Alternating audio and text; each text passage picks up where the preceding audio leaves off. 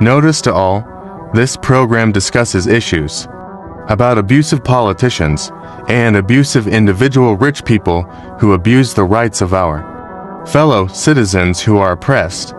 This program does not intend to harm anyone. This program is fighting for the rights of our countrymen oppressed by oppressors. Magandang araw Pilipinas, muli nandito na naman po yung lingkod ni Epipanyo Labrador sa ating pong programang Civilian Anti-Crime Group Epipanyo Labrador. At syempre sa ating pagpapatuloy, binabati muna po natin ang ating mga kababayan Luzon, Visayas, Mindanao, maging sa mga kababayan ho natin sa abroad na palagian hong nakatutok dito sa ating programa at maging sa bago po natin mga subscribers. Naway lagi po namin kayo makakasama sa bawat araw po na tayo po mayroon tinatalakay dito sa ating programa. Maraming salamat po. Sa araw po ito mga minamahal ko mga kababayan, pag-uusapan ho natin yung mga kaganapan na nangyayari ho dyan sa Philippine National Police na kung saan ho mahigit 1,000, halos 1,000 mga kapulisan ho active ang natanggal ho sa serbisyo dahil po sa kanilang pang-aabuso o sa mga illegal nilang ginagawa na nakasanayan ho nila nung panahon ho ni Digongyo. Mahigit 1,000 mga o halos 1,000 kapulisan ang natanggal ho sa administrasyong Marcos. Kung hindi po tayo nagkakamali mga minamahal ko mga kababayan, ayon ho ito sa ating pagsisiyasat, nasa 985 na po na mga aktibong mga kapulisan ang pinatanggal ho ng ating gobyerno. Simula po noong July 1, 2022 hanggang sa kasalukuyan ho, January 3, 2024. Dahil po sa di umano sa iba't ibang kaso na kinasasangkutan ho ng mga pulis na ito o mga Philippine National Police na ito. Na ayon pa nga po sa tagapagsalita ng PNP na si Colonel Pajardo, tinatayang nasa 108 na mga aktibong mga kapulisan po ang kumpirmado na o natiyak nila na nasasangkot ho sa illegal na droga. Akala ko po ba nung panahon ho ni Digongyo kinausap niya ng lahat. Kasi ang ginawa ho kasi ni Digongyo nung panahon niya, kinausap niya lang, tinakot niya lang. Kumbaga puro salita, wala namang gawa. Magdating ho sa mga kapulisan pero itong ating Pangulo hindi niya po pinatawag. Kung hindi pinaimbestigahan niya, nung napatunayan, wala nang salita-salita, pinatanggal niya. So lumalabas ho dito na magkaiba po yung kanilang estilo. Itong si Digongyo, sa sobrang masalita, walang nagawa. Sa sobrang kayabangan, sa daming sinasabi, wala tayong nakita. Samantalang itong ating Pangulo, hindi masyadong nagsasalita, napakaraming gawa. At hindi yung mga maliliit na mga tao, hindi yung mga walang tsinelas, yung pinaparusahan niya o pinakukulong niya. Kundi yung mismong mga author o yung mga mismong nagkakalat, o mga tawag dito, yung mga nagpuprotekta sa mga gawaing katulad ho ng pagbibenta ng mga droga. Ang tinitira ho ng ating Pangulo, yung mga protector ng droga, hindi yung mga biktima ng droga. Hindi po kagaya ng ginawa ni Digongyo sa sobrang katangahan, kahayupan, para lang masabi na siya'y galit sa droga, ang pinatira yung mga biktima. Hindi yung mga protector ng droga katulad ng mga kapulisan na ito. Na tinanggal talaga sa serbisyo. Yung mga pinatawag ni Digongyo, hindi naman niya pinatanggal sa serbisyo yun Binigyan niya lang ng kondisyon para hindi sila matanggal. Kung sino-sino yung alam nilang mga kasabwat nila o yung mga pinoproteksyonan nila, itumba nila. Pero sila mismo na pinanggagalingan ng droga, na pumuprotekta sa mga gawaing ganito, hindi niya pinatumba kasi nga tanga. Hayop nga demonyo nga Pakitang tao lang yun. Para lang masabi ng ating mga kahanga-hanga si Duterte, nagpapapatay ng mga adik.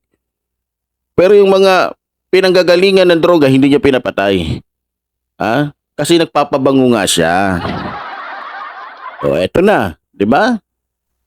Kabilang pa po dito, ayon pa nga po sa tagapagsalita ng Philippine National Police na si Colonel Fajardo, isang commission officer at 6 na po na police non-commission officer at 5 non-uniform personnel ang naipatanggal na o natanggal na o na-dismiss na sa serbisyo sa Philippine National Police.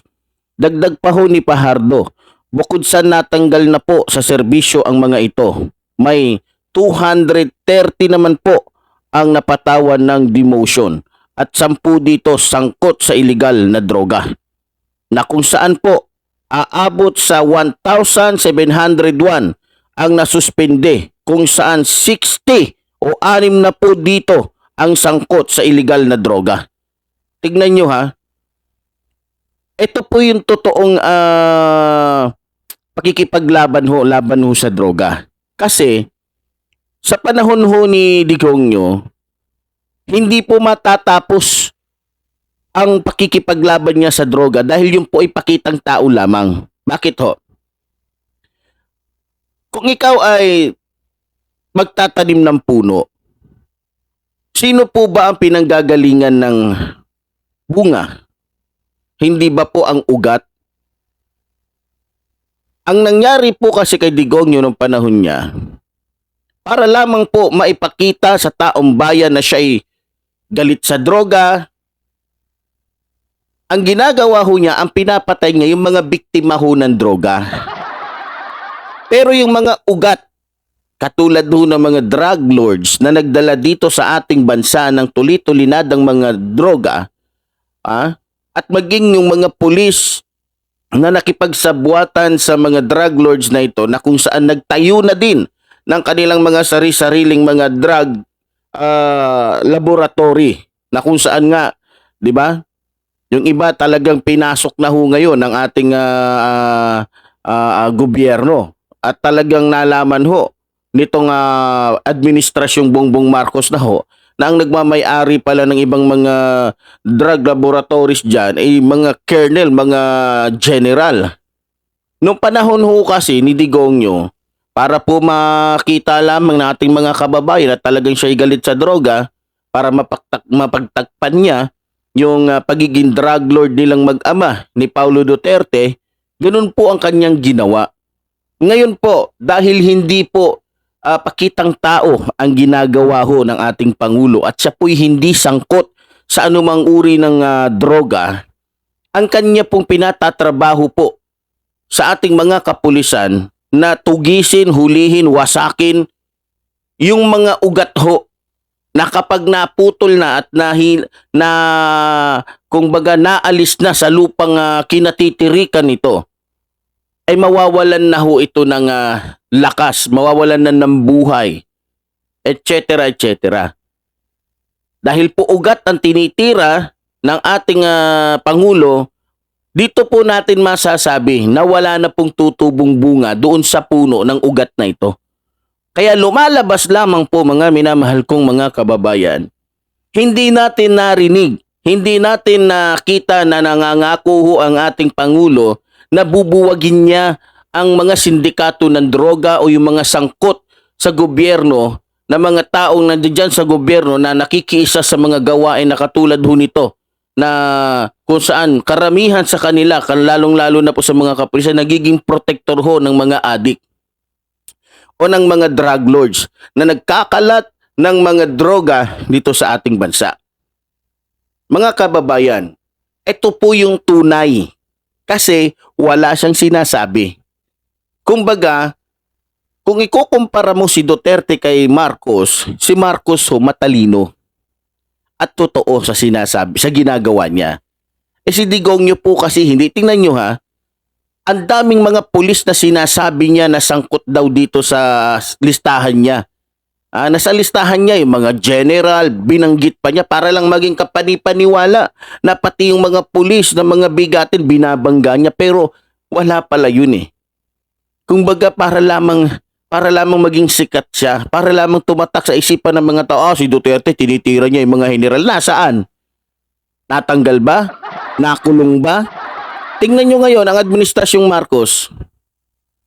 Noong panahon ni Duterte, hindi niya nagawang magpatanggal ng ganong karaming mga pulis.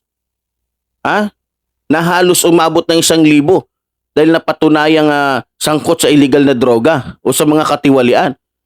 Sa halip, anong ginawa ni Duterte do sa mga kapulisan ng mga tolongges, mga hayop, mga nagiging kriminal na hindi na nagiging pulis? Hindi ba't pinalaki niya yung ulo? Tuwang-tuwa siya sa tuwing nakakagawa ng mga krimen ng mga hayop na ito?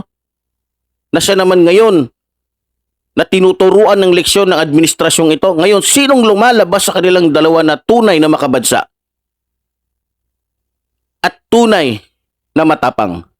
Hindi ba si Bongbong Marcos?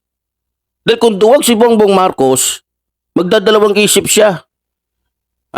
Nabanggain yung mga nagmamay-ari ng mga drug laboratories dito sa ating bansa. Kung duwag siya, matatakot siya. Nabanggain yung mga nagmamay-ari ng pogo niya para paalisin sa bansang ito. Kung duwag siya, hindi siya magdadalawang isip siya na tanggalin dito yung mga Chino na nagmamay-ari ng mga sex den. Ngayon, sino ngayon ang lumalabas na duwag at sino ngayon ang mahina? Hindi ba't si Duterte? Na kung saan malakas manglait dito sa ating Pangulo? O ngayon, galit na galit ho ngayon si Digongyo. Isa po to sa ikinagagalit ng mga Duterte. Dahil yung mga hindi nila nagagawa noon, nagagawa ho ng ating Pangulo ngayon. Sige nga, sinong chief of staff ang nakagawa? Naturuan ng leksyon yung kanyang mga tauhan. Sino? Si Bato? Si Bato na sunod-sunuran kay Digongyo na halos walang ibang ginawa araw-araw kundi dumila sa puwet niya? Si Bato na walang ibang ginawa kundi oo lang ng oo kahit puro kademonyohan na ang ginagawa ng kanyang amo? Si Bato na naging chief of staff, na naging tagapagtanggol ng mga mista niya, na nagtatago sa ilalim ng kanyang uniforme? Mga kababayan, nasa totoong serbisyo na ho tayo. Nasa totoong paglilingkod na ho tayo ngayon ng ating Pangulo. Diba? Noong mga panahon ni Digongyo, kunyari takot sila kay Digongyo. Pero hindi sila natatakot kasi nakita nila na si Digongyo puro salita lang. Puro papogi lang. Puro pananakot lang. Etong ating Pangulo, wala siyang ibang sinabi. Nung nalaman niyang mga sangkot pala kayo, mga deputa kayo, mga walang niya kayo, mga pulis kayo, sumisira kayo sa mabubuting mga pulis, tanggalin yan. Hindi ba't yan ang pinakamahusay na Pangulo? Walang ibang mga paetsas, walang ibang mga sinasabi. Ginagawa yung dapat gawin. Yan ang totoong Pangulo.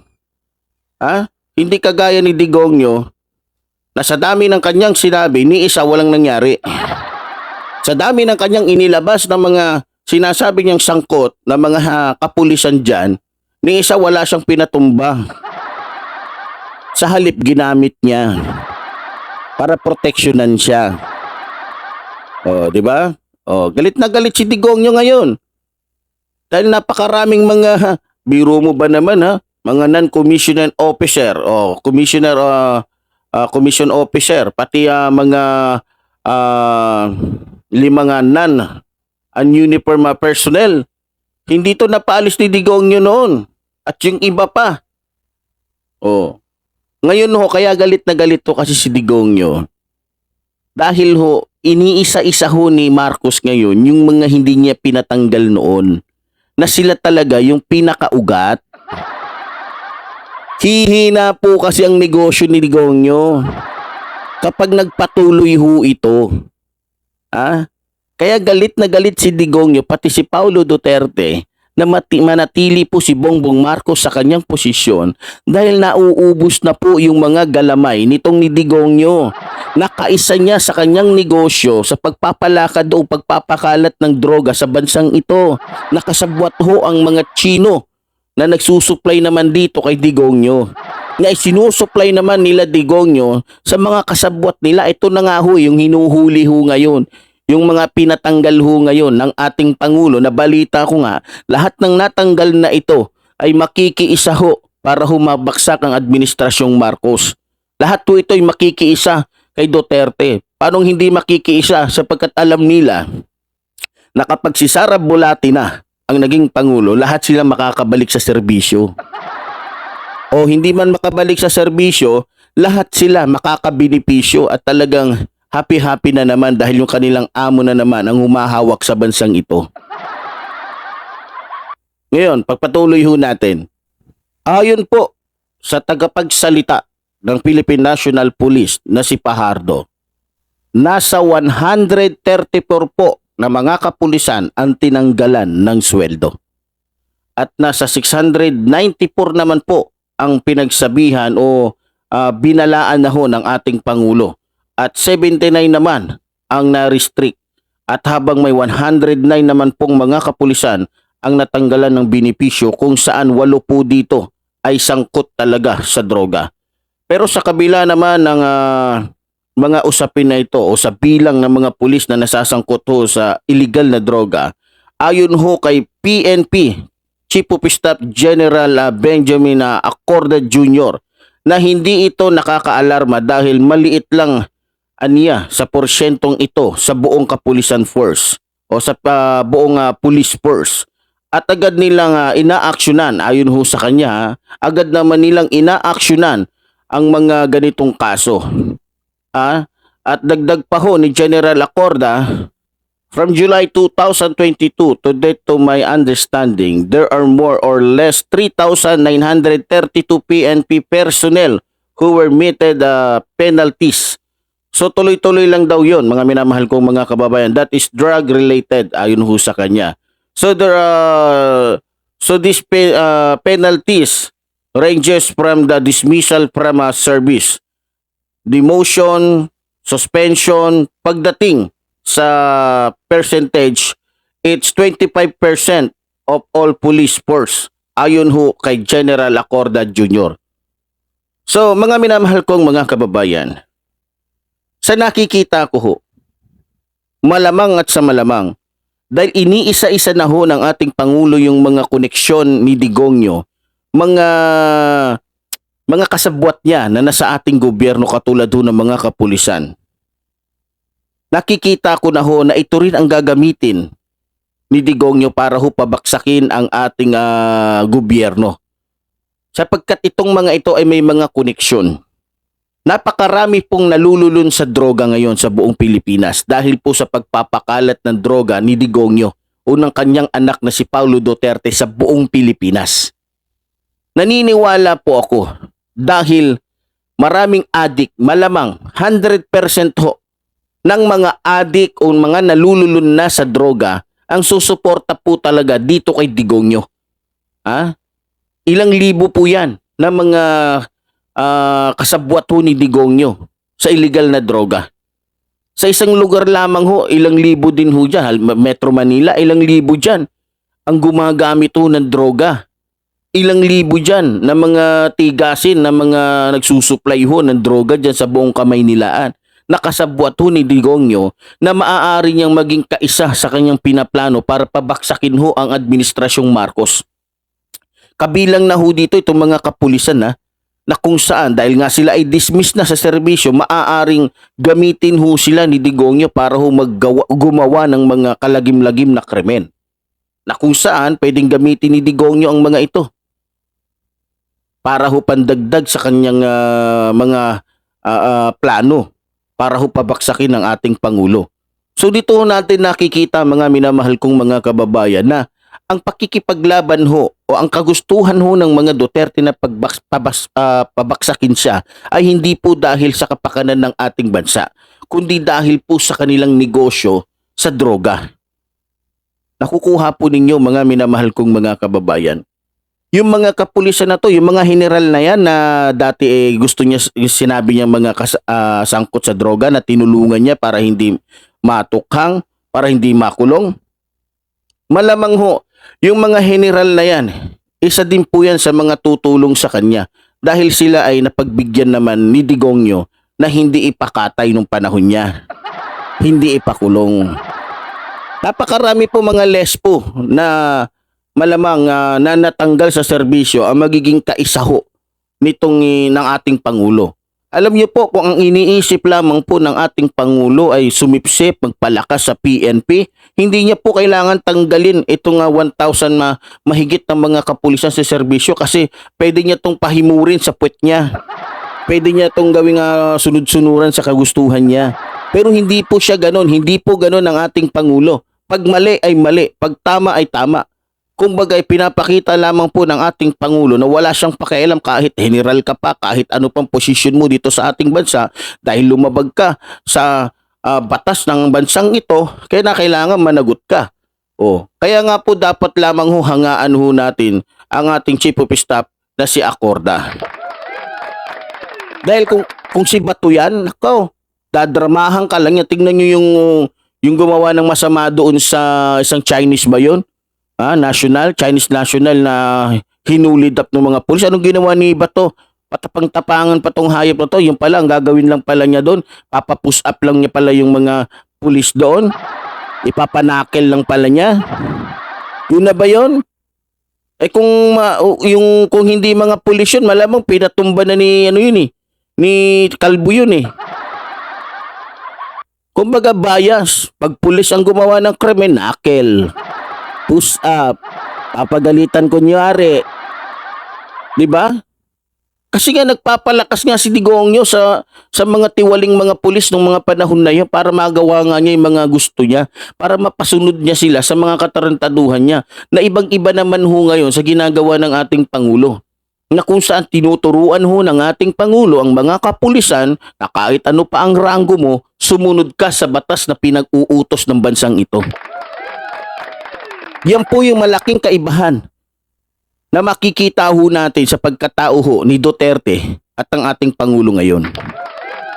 Kaya mga minamahal kong mga kababayan, doon po sa mga kababayan natin na meron naman tamang pag-iisip, alam nyo na po kung sino po yung karapat-dapat na umupo at manatili sa pwesto. Huwag na po nating hayaan na dumami pa yung mga kasabwat ni Digongyo na nagiging kasabwat niya para magpakalat ng droga sa buong bansang ito, na kung saan ang kumikita ng husto yung mga drug lords na mga Chinese na yan, nakasabwat ni Digongyo na namamayagpag po dito sa ating bansa. Kaya mga minamahal kong mga kababayan, huwag na po kayo magdalawang isip. Sumuporta sa magandang layunin, sa magandang pinapakita o sa pagpapalakad ng ating Pangulo, Bongbong Marcos. Muli po, tulad ng sinasabi ng iyong lingkod, mabuhay po ang ating inang bayan, mabuhay po ang nagmamahal sa ating inang bayan. Maraming salamat po.